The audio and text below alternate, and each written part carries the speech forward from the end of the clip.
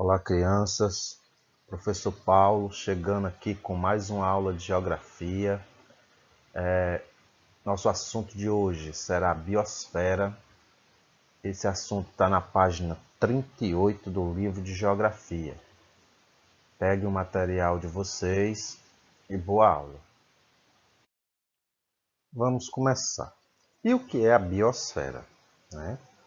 A biosfera é a camada da Terra que reúne todos os ecossistemas existentes. Ela corresponde ao local onde são encontrados os seres vivos. Na biosfera estão os seres vivos.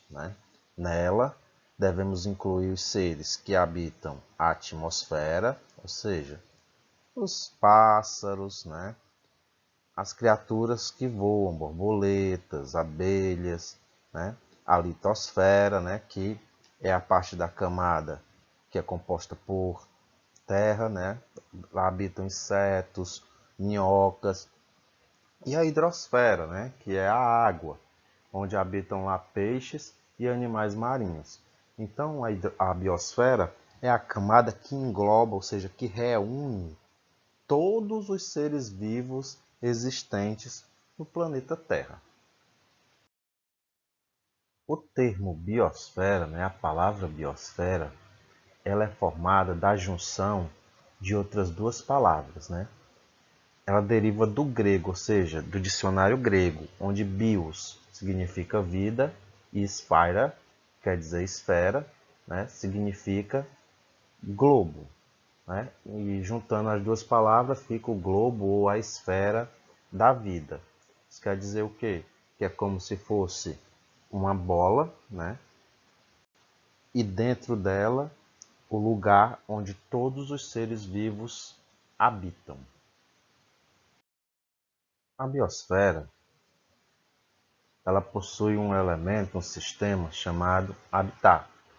O habitat é o lugar onde um organismo vive e se desenvolve, representado pelo conjunto de fatores bióticos e abióticos. O habitat ele inclui os elementos vivos e não vivos. Na biosfera, nós também temos os ecossistemas. E o que é um ecossistema? Ecossistema é o conjunto dos organismos vivos e seus ambientes físicos e químicos. O termo, ou seja, a palavra ecossistema, é originada da união das palavras oikos e sistema, ou seja, tem um significado sistema da casa. Ele representa o conjunto de comunidades que habitam e interagem em um determinado espaço. Okay? O meio ambiente e as relações que estabelecem entre si também é chamado de ecossistema. Dentro de um habitat ou ecossistema, nós temos os fatores bióticos. E o que são fatores bióticos? Fatores bióticos são todos os organismos vivos, ou seja, tudo aquilo que tem vida dentro de um habitat ou ecossistema recebe o nome de organismo vivo. Dentre esses organismos vivos estão os produtores primários, os consumidores, os decompositores e os parasitas, que são fatores que nós vamos ter a oportunidade de estudar nas aulas mais à frente. Além dos fatores bióticos, nós temos também os fatores abióticos. E o que são fatores abióticos? É o ambiente físico e químico que fornece condições de vida, ou seja, não tem vida, mas é necessário para que a vida aconteça. Dentre eles estão os nutrientes, a água, a chuva, a umidade, o próprio solo, o sol, o ar, os gases que estão na atmosfera, a temperatura, dentre outros. Ou seja, não tem vidas, por isso que recebe o nome de abióticos, mas são essenciais para que a vida possa acontecer. Na nossa aula também, no livro, vocês vão ver o termo hotspots, certo? E o que é o hotspots? Hotspots é o termo, né, que é utilizado para designar lugares que apresentam uma grande riqueza natural, ou seja, lugares que têm uma grande quantidade de natureza, de plantas, animais, ou seja, de vida mesmo, né? E uma elevada biodiversidade, ou seja, vários seres diferentes, que, no entanto, encontram-se ameaçados de extinção, né? Ou que passam por um corrente processo de degradação. Ou seja, o que é degradação? Degradação é destruição, certo? Trata-se dos lugares do planeta onde a conservação de suas feições naturais, ou seja, daquela forma que a natureza criou inicialmente, né, faz-se mais urgente. Ou seja, são lugares puramente naturais que estão ameaçados de serem modificados, né? E qual é o problema nisso, tio? Modificar um ambiente natural. O problema de você modificar um ambiente natural é que aquelas espécies que vivem naquele ambiente, elas acabam sendo extintas, elas acabam desaparecendo. Por quê?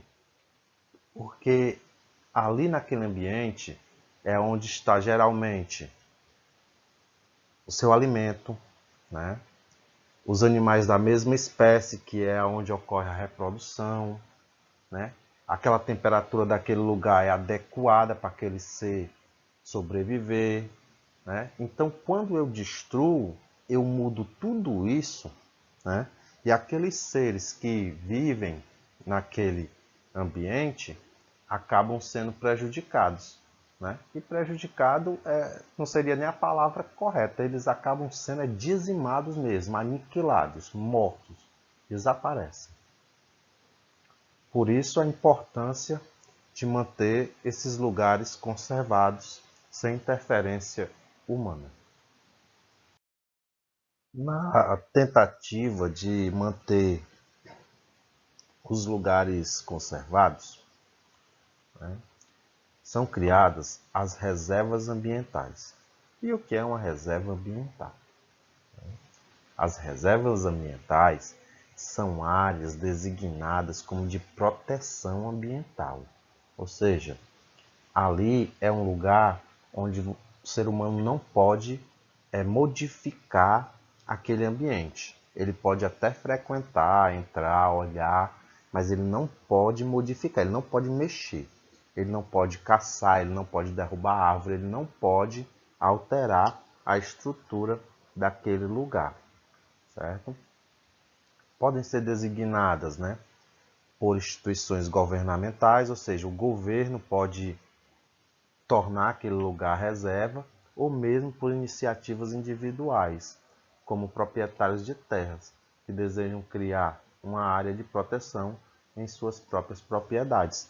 Ou seja, não é necessário que só o governo chegue e diga, olha, agora aqui é uma área de proteção ambiental e ninguém vai mais modificar esse ambiente, ninguém vai mexer. A pessoa também, se ela tiver uma fazenda ou uma grande porção de terra, ela pode declarar aquilo ali uma reserva ambiental e, com isso, nem o próprio governo e nem particulares podem alterar o contexto daquele ambiente, devendo preservá-lo e deixá-lo da forma que ele está. Pessoal, o nosso assunto também, né, o livro, ele traz a biopirataria. O que é biopirataria? Biopirataria é quando os indivíduos, né, se utilizam de meios criminosos para alterar o ambiente, né? Porque a partir do momento que existe uma reserva ambiental, como eu falei anteriormente, aquela reserva ela não pode ser mexida, ou seja, os animais eles não podem ser retirados daquele lugar, as plantas não podem ser retiradas daquele lugar, né? O lugar ele tem que se manter exatamente como a natureza o criou, né? Aí a biopirataria, né, que é uma prática criminosa que se caracteriza pela exploração ilegal de recursos naturais, animais, as sementes e as plantas, né, das florestas brasileiras, né, e pela apropriação, né, e monopolização de saberes tradicionais dos povos da floresta, visando com isso um lucro econômico. Ou seja, o cara vai lá, captura os animais, né? Ele vai levar esse animal que ele capturou para um lugar totalmente diferente, ou seja, para um ecossistema totalmente diferente do que o animal é acostumado a viver, e com isso coloca a vida do animal em risco. Sem falar que o transporte, como se trata de um crime, tem que ser um negócio camuflado, ou seja, escondido, né? E esses animais eles são colocados em caixas de papelões, escondidos em vários lugares de difícil acesso para poder fazer esse transporte, né? esse roubo, né? E os pobres dos bichinhos acabam não sobrevivendo nessa viagem, né? Há um relato de que a cada 100 espécies que são tiradas, 100 animais que são tirados do ecossistema natural, 8 sobrevivem, ou seja, 92 acabam morrendo puramente no transporte ou na captura, né? Você também não pode tirar árvores de um lugar, né, plantas, e tentar levar para outro, né? Isso é crime, porque aquela árvore pertence àquele ambiente onde ela nasceu. Se tiver numa reserva ambiental, ela não pode ser retirada. A retirada dessa árvore se configurará crime chamado biopirataria. Outra coisa também é você aprender com um nativo, ou seja, um índio, por exemplo, como tratar diversas espécies e árvores diferentes. E aí você pega esse conhecimento e leva para outro lugar. Isso também é crime, certo? Ou seja, tudo que você tira da natureza, visando lucrar com isso e prejudicar o meio ambiente, é configurado crime, e o nome desse crime é biopirataria. Agora eu peço que vocês resolvam as atividades propostas, certo? Vão ao livro de geografia, façam as páginas 40, 41 e 42. Terminando, vão ao caderno de atividades e façam a metade da página 84 e a página 85. Boa leitura, foco na atividade, fiquem com Deus e até a nossa próxima aula, se Deus quiser. Tchau, pessoal. Forte abraço.